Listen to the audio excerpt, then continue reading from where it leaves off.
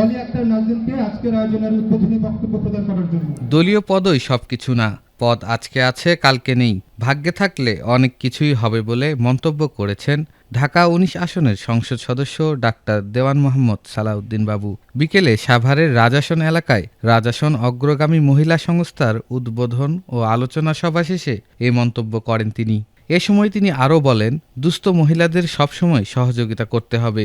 সহযোগিতা করলে সমাজের মানুষের ভালোভাবে নেতৃত্ব দেওয়া হবে বলেও জানান তিনি।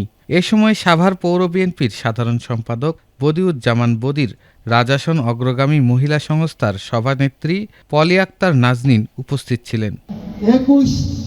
২০০১ সালে আমি যে দ্বিতীয়বার এমপি হলাম, ওই নির্বাচনে এই মেয়েটির সাথে আমার পরিচয়, নির্বাচনে আমার কাজ করে আজকে ২৫ বছর পরে সে পৌরসভা সভাপতি হইল। অনেকে হয়েছে ৫ বছর ১০ বছরের মধ্যে সভাপতি। কার ভাগ্যে কি পদ আপনি জানেন। আল্লাহ চাইলে ভাগ্যে মিললে আমরা সবাই চেষ্টা করলে পদ পেতেও পারি। আর পদই সব কিছু না, পদ আজকে আসতে একসময় আমি তো ঢাকা জেলার সভাপতি ছিলাম, এখন কি আছি। মানুষের ভালোবাসা নিয়ে চলার চেষ্টা করেন, মানুষের কল্যাণে কাজ করেন, নিজের কোনো স্বার্থ থাকে দুস্থ মানুষকে সহযোগিতা করেন, আল্লাহ সওয়াবও পাইবেন, এলাকার মানুষ পছন্দ করবে, ভালোভাবে নেতৃত্ব দেন।